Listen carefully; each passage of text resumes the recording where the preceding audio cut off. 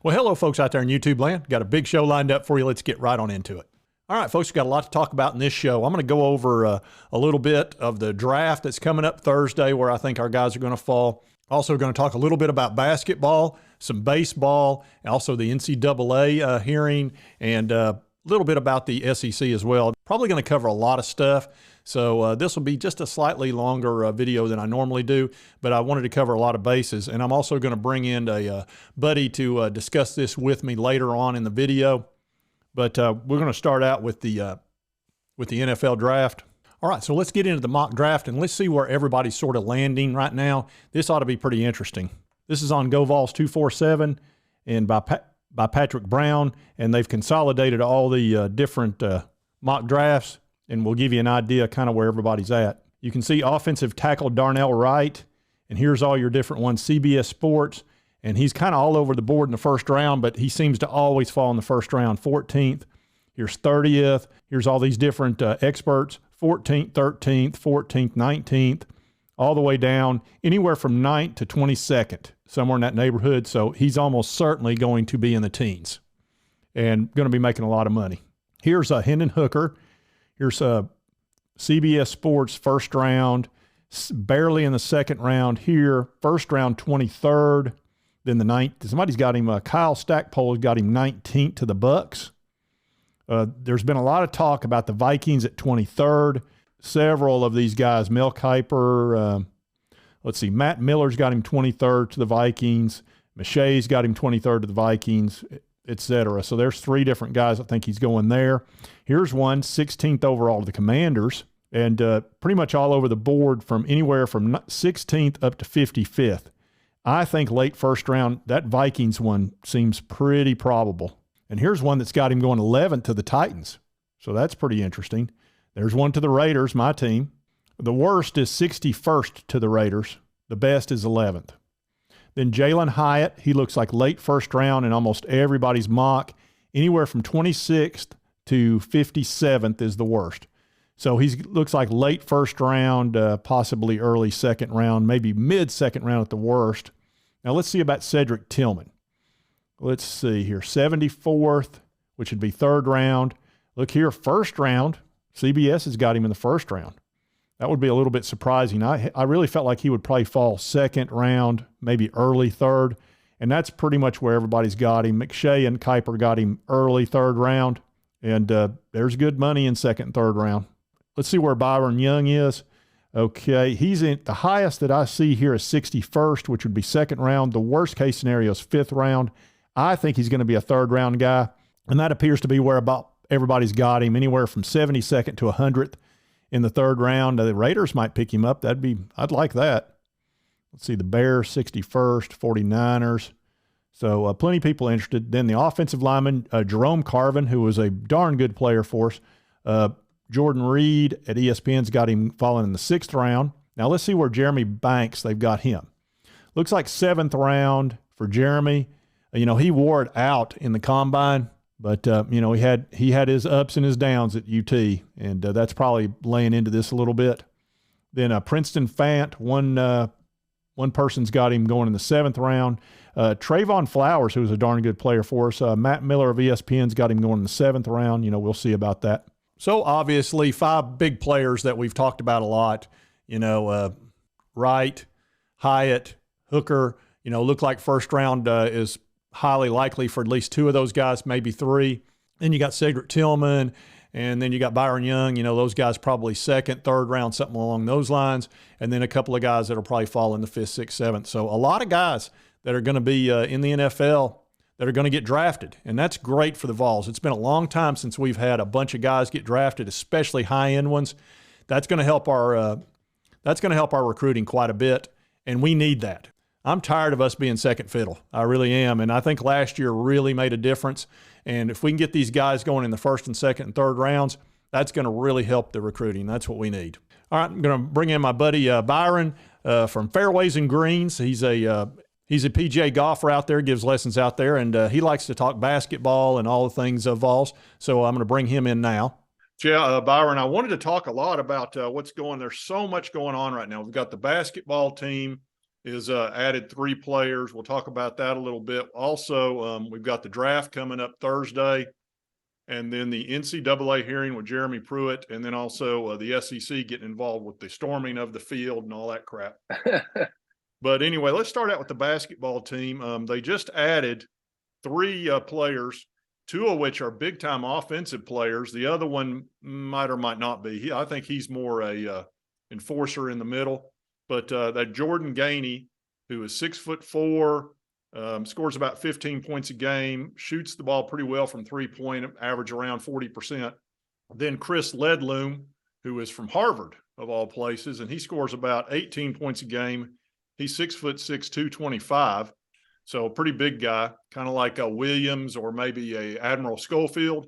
And then the Dalton Connect, 6'6", and I mean, that guy's a beast. He can score. Yeah. So what do you think's going on here with all this?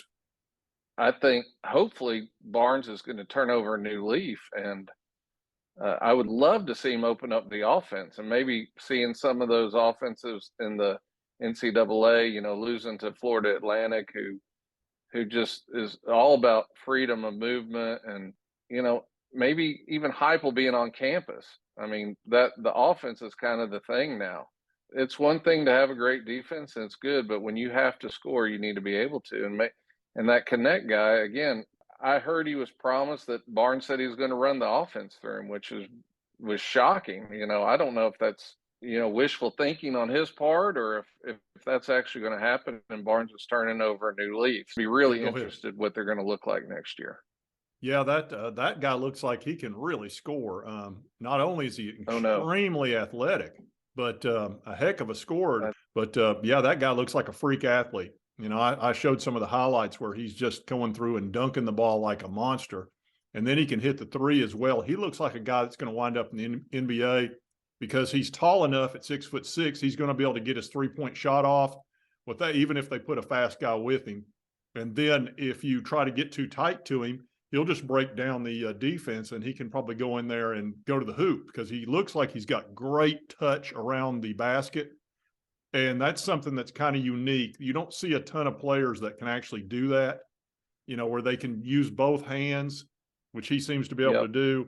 And he has that real good touch from 5-6 feet in. A lot of them go in real strong and they throw a brick up, and you're just like, oh, well, that's hard. That's part of being taught that tough defense. It's all defense, be tough.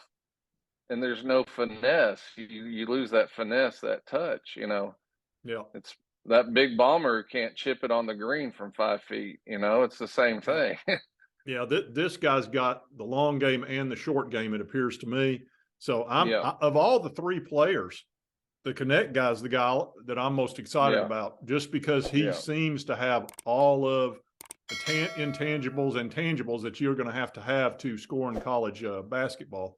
And I don't see a whole lot of weaknesses unless it's defense. Yeah, and that's the shocking thing too is, you got to play defense. If you don't play defense, you don't get on the floor for Barnes. So again, I'm looking forward to seeing what happens if the reins get loosened a little, if we get a little bit more offensive and not so defense first, second and third, but actually worry about some offense every now and then. Yeah. It's 2 of those 3 players are clear offensive players. I mean, there's no way they're for the other. They're not for defense. Yes. Certainly, that's not their lead. Now he'll teach him. That may be the position he needs to take. Is like, look, I can teach defense. What I need is offense. Why not get the offensive players and then teach them how to play defense? That would be a lot easier. Logical. Yeah, you can't teach touch. You can teach hustle. You can't teach touch. It's a lot like golf. You can teach somebody to swing faster and to build up their swing speed. It's really hard to teach touch. You can either flip that little sand wedge up over that lip of that bunker real nice, or you can't. You can make that 5-foot downhill breaker, or you can't. But you can take somebody that hits the ball 200 yards and put them to 250 over time. Even a little guy can do that if he just works on his swing speed and works on his body. So, that's going to be real interesting to see how that goes. Now, this NCAA hearing finally ended the other day, And we don't have a ton of details. We know there's a lot of talk of scholarship reductions. We know Jeremy Pruitt is facing anywhere from 3, 4, 5 year show cause penalty. I'm thinking he's going to get a 5-year show cause penalty. What do you think about the hearings and all that stuff that's been going on? It's really interesting. My opinion on it is that Tennessee made a calculated risk when all this was coming down. They knew that one Pruitt wasn't the guy, so I think they said, "Hey, let's get him out and let's try to save money." So let's cooperate with the NCAA. They say that they're not in the job of punishing kids anymore that weren't there. So they said, okay, what we're going to do is we're going to call in these attorneys that this law firm the NCAA uses. Let's air out everything and self-impose stuff, and then we'll go to the NCAA and they'll kind of slap us on the wrist. And I think the NCAA too, they liked it. Hey, these guys are cooperating. We're going to slap you on the wrist. The problem is that Heupel and Tennessee did a lot better than everyone expected in that second year. If we went 5-7 2 years in a row, this would come up. They'd say, "Yeah, you've kind of served your penance. That's fine. Move on."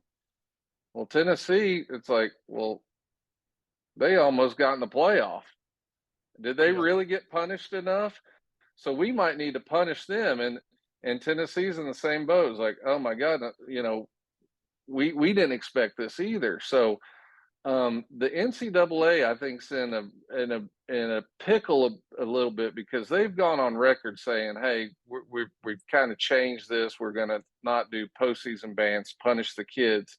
And if they go and do this, and Tennessee has cooperated fully, you're setting a precedent where nobody's going to want to cooperate anymore.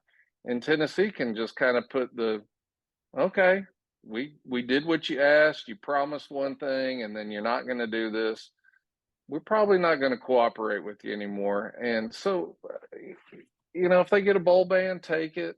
This year's probably not going to be as good as last year. I just don't think Milton is as good as Hendon Hooker. I think he's not going to be as buttoned up. But it's kind of interesting. It's really interesting. And Tennessee made this thing, hey, we're going to save 12 million or whatever it is on Pruitt's contract. Even if we lose this bowl ban, it's probably not that much money. So they made a financial decision, and I think the fly in the ointment was how good Tennessee played last year. So it's going to be interesting to see what comes down. I don't see a bowl ban coming. I just don't. And it was Sankey up there, and we kind of did everything. And I'm sure they said, "Hey, look, we did what you told us, and if you do this now, you basically your credibility's gone." So I'm interested to see what happens. I had not really thought that completely through as far as the success the Vols had affecting that. It may have put the NCAA in a bit of a tight box because everybody's watching now. And I think if we were 5-7, 6-6, I don't think anybody'd care. They'd be like, Correct. who gives a crap? They suck. Nobody cares Yeah. about them. But because we were, and on top of that, we were not quiet about it. We weren't Yeah. over there going, "Oh, this is nice." Oh, no, we were running around going crazy and saying, "We're great." Yeah. And all that. Yeah. And I don't think other teams appreciate our, excitement level and talking smack. 100%. Yeah. Yeah, So and that's what happened. I really believe if we were terrible, they would have just let it slide. You guys did enough. Now it's like, well, did you really punish yourself enough? And then we say, well, we did what you asked. So if they come back and say, "Hey, we're going to slap you," if I'm Tennessee, I put a big middle finger. I say, "Okay, but we're never cooperating with you again." yeah, well, you And just lawyer up at that because, point on anything, and you fight to the death on it, and don't even worry yeah, about it. yeah, because you did you. It's like a DA promising you a plea bargain, and then when you get to the court, they renege on it, and they try to screw Yeah, you. No one's going to deal with them ever again. yeah, So I think that makes sense. That does. I hadn't really thought about it from that perspective of that. We've just had so much success that it's obviously put them in a box. that they weren't expecting to be in. I mean, I wasn't expecting to be 11-2 last year. That shocked the crap out of me. You know, and Hendon Hooker, man, he just was magical out there. He really was. He played so well, and his ability to scramble was a nightmare for the other teams. So even when they could get to him, he would just take off and burn them for 40 yards, you know, and then what do you do then? There's nothing worse than That's why I don't think they're going to be as good, because Milton doesn't like to run like Hooker did. Well, it's very few athletes can run the way that Hooker did. I mean, you got your Bryce Young, and you've got a few guys like that are exceptional at it and like doing it. The thing about Joe is he's got such a cannon arm, and he's really proud of it, and he likes using it, and that's his thing, you know. And he likes to throw that ball. He's not really looking to run. Now, I noticed that he's lost about 10 pounds. And in the spring game, he was trying to run quite a bit. Now, granted, they were barely touching him, and he said that after the practice, he said, "Man, I was gone. There was a couple of times I was going to get 30 yards, and he probably would have, because he's 6'4", 240 pounds or whatever. You're not going to bring him down by touching him. Yeah, you know, he's like a big running back, but he doesn't have those light feet the way that Hendon did. Hendon was like he was like dancing out there, you know. So pretty interesting. What about the baseball team? Oh man, did they need that big sweep of Vanderbilt? I mean, that was like air to somebody who's in a jug, taking the top off of it. That extra inning game, and those two solo shots by the freshman stepping up, and then Chase Burns coming in and he might find a role as a closer now, just come in there and just mow them down. But that, you know, once that game was over, they were a different team. They just wasn't even close the next two games. Yeah, it was almost like somebody chipping in for a par, and then they birdie the next couple of holes. Because they're just like, oh my gosh, I escaped out of this nightmare. And it certainly seemed to really inspire them. And also, it was interesting, like I said, he put in the flamethrower in there at the end of that first game, because I think Tony V realized we have to win this ball game. I think he treated it like a playoff game, like an elimination game, and said, I'm throwing everything I have at this, and if we lose, we lose. But I'm going to go to bed tonight knowing that every single thing I could have done as a manager, I've done. And it worked. And it worked, and that's what it took. Because if they lose that first game, they're not going to sweep, but, you know, the momentum and all that goes with it, you know, they wouldn't have just showed up and wiped them out the next day. All right, folks, just wanted to cover several of those things we talked about. Now, this video went a little longer than I wanted it to go, but so be it. You know, we'll continue to cover all these things over time. And I did want to let you know that that Byron gives lessons out at Fairways and Greens. And if you've never been to Fairways and Greens, that place is awesome. Now, I happen to know quite a bit about golf. I used to be the captain of the UT golf team, and I can tell you that facility is top of the line. It is top notch. Exactly, top notch. And anything you'd ever want to learn about golf, you can out there. It's very reasonably priced. Byron is an excellent PGA pro at giving lessons. He's quite good. My brother also gives lessons out there, Walt Chapman, who's, you know, very well known. Be sure to check out Fairways and Greens, and if you're looking to improve your game, go take a lesson from Byron Williams. I'm telling you, the guy knows what he's talking about. And if you like this content, be sure to hit that like button. Lets me know to continue to cover the Vols and all the good things and the bad things, unfortunately. And if you've not subscribed, it's right here on the left. Just hit that little button. Just boom, costs you nothing. Helps me out. I'd appreciate it. And right over here's my, cord's in the way. Right over here's my most recent video. Be sure to check that one out. And we will see you next time on Sports Talk Jay.